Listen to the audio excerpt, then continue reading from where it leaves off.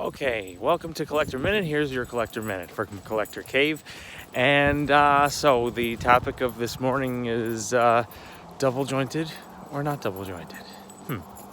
So, Mezco 112 collective scale figures. I have been just messing around, moving my stuff around. I had my cat knock some stuff off my shelf by accident, so I'm just putting some things back. Nothing broke. But anyway, I've been seeing a couple of posts about the double jointed elbows, Evil Dead Ash and stuff like that. So basically, this is just my opinion, obviously. My thoughts are that it all depends on the character. I think it really does depend on the figure, the scale of the figure, the body type, what the costume looks like. Sometimes these companies make decisions to do a single jointed elbow. For one, it costs less. It is less expensive to do it that way. And I think, me personally, I don't necessarily care that much sometimes, because I think certain characters, if they're beefier, it makes sense to fit in a double jointed elbow. If you have a skinnier character, a character who's leaner, who doesn't have the type of muscular beef that some of the other characters do, I don't think a double jointed elbow is necessary, and I don't think it looks right in some cases, in my opinion, because I think what happens is you add the extra piece of plastic and it breaks up that arm. The arm has a certain look to it. So when you look at the profile and you see the arm is sticking out, having a double joint breaks up that plastic. So it adds creases and it adds folds that don't make it look very natural.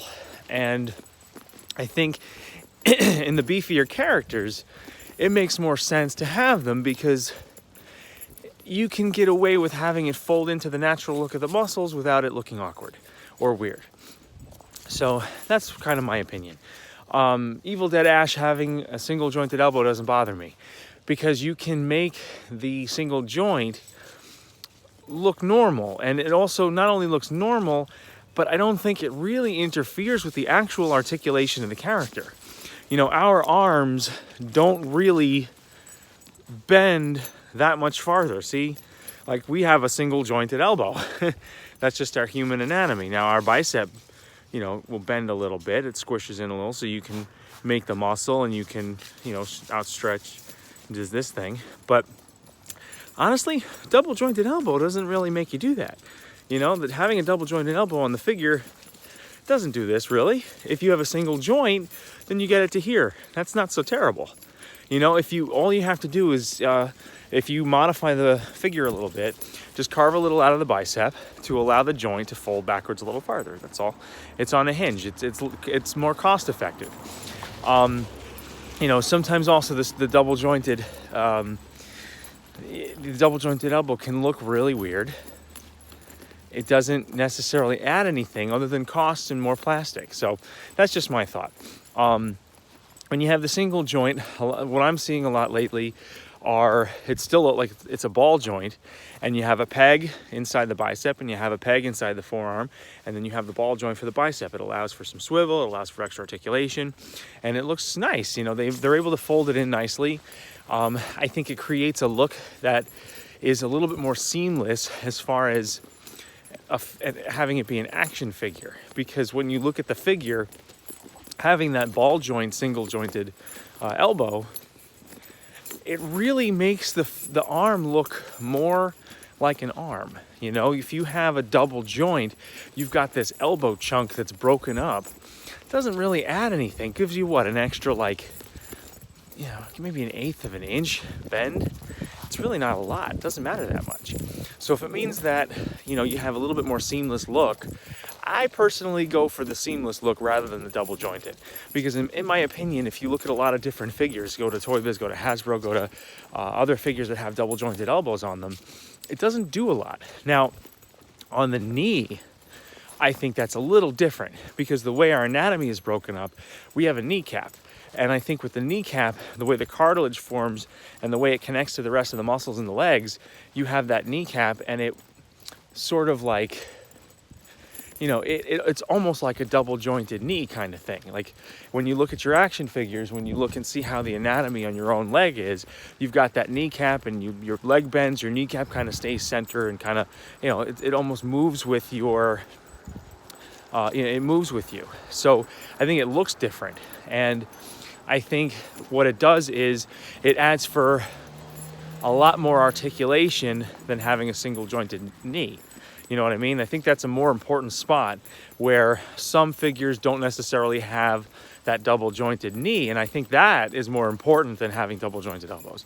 Double jointed elbows really don't bother me that much. I think I don't know, like if you think of the DC Universe Classics line, you know, they finally got to making certain changes on those figures so that they could add articulation, make things look a little nicer, you know, and they really did a good job of doing that. And when they changed the sculpts in the later series of the figures, you know, it really started to add a little something extra to those figures. Like when they started doing like the line that has, you know, Tim Drake Robin, you know, the classic Robin,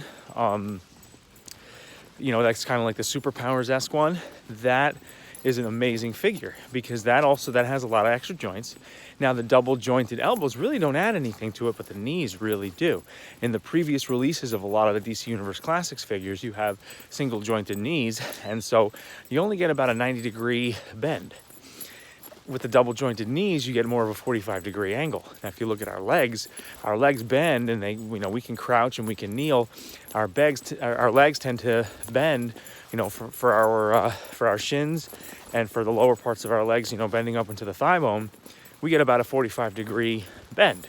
So I think it just makes more sense. So the double jointed elbows really never bother me that much. Now I know a lot of collectors have they have a thing about the double jointed elbows, which is fine.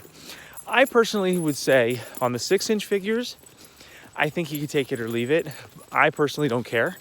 I think that when you get into the 1/6 scale, it becomes a little bit more important, only because the double jointed elbow, there's more room. You have more room in the plastic to be able to make the extra bend, and it also makes a little bit more lifelike pose. That's really important, I think, to have in the larger scale.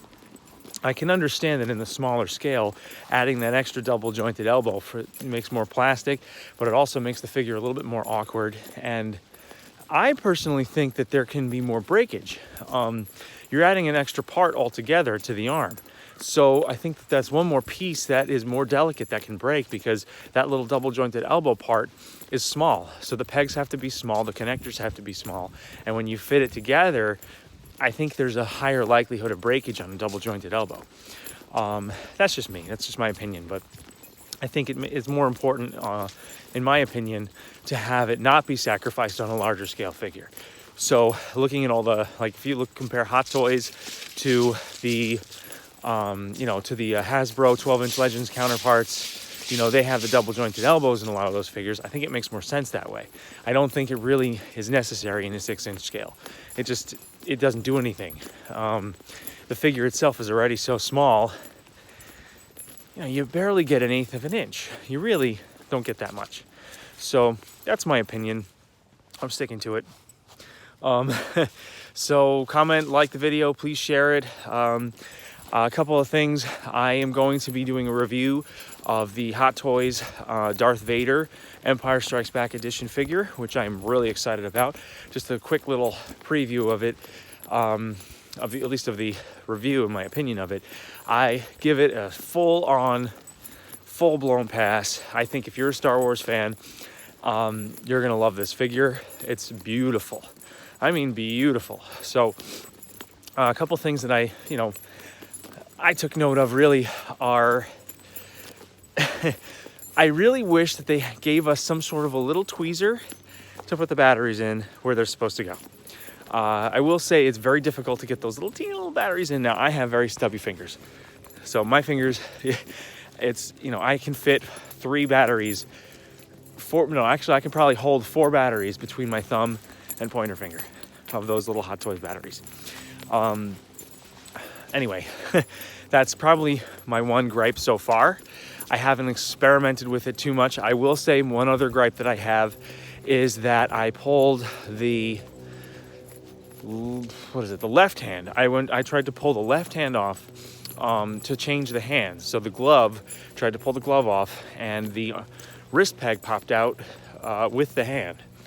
I need a tool to pull the wrist peg out. kind of annoying, not the end of the world. Other than that, magnificent figure. You'll see in my video review, just the cape alone, the fabric they used, it's heavy. It feels real. Like, I mean, obviously it's real, but you know what I mean? Like, it has this real authenticity to it. There's a weight to the cape that keeps it flowing down. And what I like about that is, you see on a lot of these figures, they have really junky capes. They are very thin fabric. They, you know, kind of flop around a lot, and they look crappy.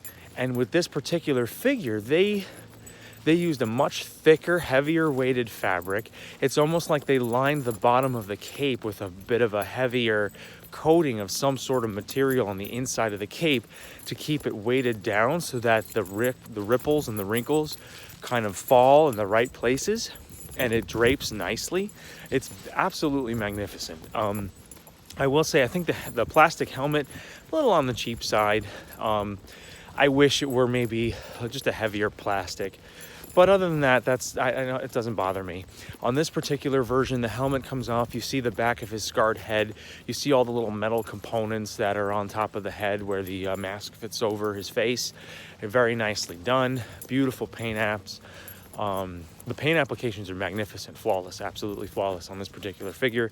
All the different lights. I haven't put all the batteries in yet, but the lightsaber arm lights up, and the lightsaber lights up. It looks really awesome. A little annoying to get the switch on, but that's about it. So I gotta run, but thank you guys for watching. Thank you for tuning into Collector Cave. Like, share, comment on the video, and I'll be seeing you guys soon. Happy collecting.